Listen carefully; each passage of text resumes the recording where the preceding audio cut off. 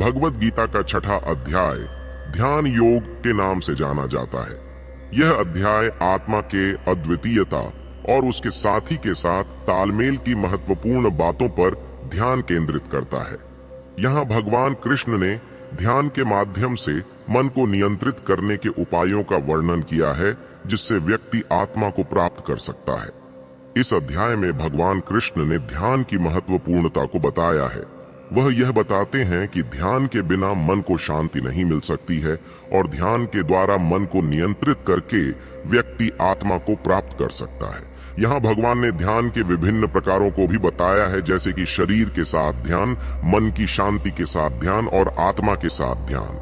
ध्यान के माध्यम से आत्मा के प्रति भक्ति और समर्पण की महत्वपूर्णता को भगवान ने बताया है। वे यह सिखाते हैं कि व्यक्ति को आत्मा को पहचानने और उसके साथ तालमेल करने के लिए समर्पित होना चाहिए। ध्यान के द्वारा व्यक्ति अपने आप को आत्मा में समर्पित करके मुक्ति की प्राप्ति कर सकता है। इस अध्याय में भगवान कृष्ण ने ध्यान के लाभों का भी वर्णन किया है। वे यह बताते हैं कि ध्यान करने वाले व्यक्ति को मानसिक शांति, सुख और आत्मा के प्रति अधिक समर्पण की भावना होती है। ध्यान के माध्यम से व्यक्ति को अपने आत्मा का अद्वितीय स्वरूप अनुभव होता है और वह आत्मा में लीन होकर भगवान के साथ एकता का अनुभव करता है। इस अध्याय में ध्यान के विभिन्न प्रकार और उनके लक्षणों का वर्णन भी किया गया है। भगवान कृष्ण ने यह बताया है कि ध्यान करने वाले को अकेले जगह पर बैठकर मन को नियंत्रित करना चाहिए और शांति की अवस्था में आना चाहिए। उन्होंने यह भी सिखाया है कि ध्यान करते समय व्यक्ति को अपने शरीर की ओर ध्यान देना चाहिए और उसे नियंत्रित करना चाहिए। इस अध्याय में ध्यान के विधियों का भी वर्णन किया गया है। भगवान कृष्ण ने यह सिखाया है कि व्यक्ति को शुद्ध और निष्कलंक मन से ध्यान करना चाहिए। वह यह भी बताते हैं कि ध्यान करने वाले को एक स्थिर स्थान पर बैठकर शांति में रहना चाहिए और आत्मा के साथ तालमेल करने के लिए उसे उचित तरीके से बैठना चाहिए। भगवान कृष्ण ने ध्यान के साधनों की महत्वपूर्णता को भी बताया है। वे यह सिखाते हैं कि ध्यान करने वाले को एक आसन की आवश्यकता होती है जो स्थिर और आरामदायक हो। उन्होंने यह भी बताया है कि ध्यान करने वाले को शांति की अवस्था में रहने के लिए अपने स्थिति को सहयोगी बनाने के लिए विभिन्न साधनों का उपयोग करना चाहिए। इस अध्याय में भगवान कृष्ण ने ध्यान के लाभों का भी वर्णन किया है। वे यह सिखाते हैं कि ध्यान करने वाले को मन की शांति, सुख और आत्मा के प्रति अधिक समर्पण की भावना होती है।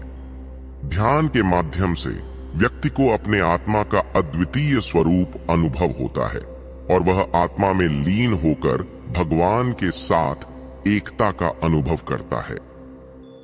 इस अध्याय का सारांश करते समय ध्यान के माध्यम से आत्मा के साथ तालमेल की महत्वपूर्णता और उसके लाभों का वर्णन किया गया है।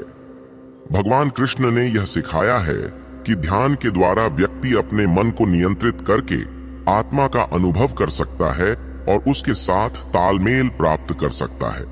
यहाँ उन्होंने ध्यान के विभिन्न प्रकार, उनके लक्षण, साधनाएं और लाभों का विस्तार से वर्णन किया है, जिससे व्यक्ति को आत्मा की प्राप्ति में मदद मिल सके। ध्यान योग के अध्याय से निकलने वाले मूल सिख हैं: आत्मा के साथ सहयोगी बनो और आत्मा की पहचान करो। यह अध्याय हमें ध्यान की महत्वपूर्णता और उसके द्वारा मानसिक शांति और आत्मा की प्राप्ति करने की शिक्षा देता है। हमें यह सिखाता है कि जीवन में ध्यान का स्थान होना आवश्यक है, ताकि हम अपने मन को नियंत्रित कर सकें और आत्मा के साथ संवाद स्थापित कर सकें। ध्यान योग अध्याय से हमें यह भी सीखने को मिलता है कि आत्मा को पहचानने के लिए हमें शुद्ध मन, शांति और सहयोगी वातावरण की आवश्यकता होती है। हमें अपने अंतरंग को जानने और समझने का प्रयास करना चाहिए, ताकि हम अपने जीवन को सही दिशा में ले सकें। यह हमें यह भी सिखाता है कि ध्यान करने से हम मानसिक शक्ति में वृद्धि करते हैं और अपने आत्मा के साथ एकता की अनुभव करते हैं। इस अध्याय का मूल संदेश है कि हमें अपने आत्मा के साथ मिलकर जीवन को जीने का तरीका सीखना चाहिए। ध्यान के माध्यम से हम अपने अंतरंग को पहचान सकते हैं और आत्मा के गहरे अर्थ को समझ सकते हैं।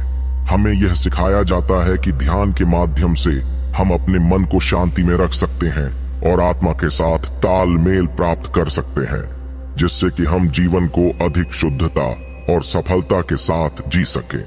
भगवद गीता के 6ठे अध्याय ध्यान योग में हमने देखा कि ध्यान के माध्यम से आत्मा के साथ तालमेल की महत्वपूर्णता और उसके लाभों का विवेचन किया गया है।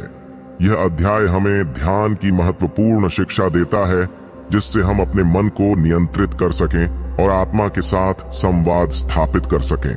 अब हम आगे बढ़कर 7वां अध्याय ज्ञान योग की ओर बढ़ते हैं, जिसमें भगवान कृष्ण हमें ज्ञान के माध्यम से आत्मा की आध्यात्मिक जीवन में महत्वपूर्ण बातें सिखाते हैं।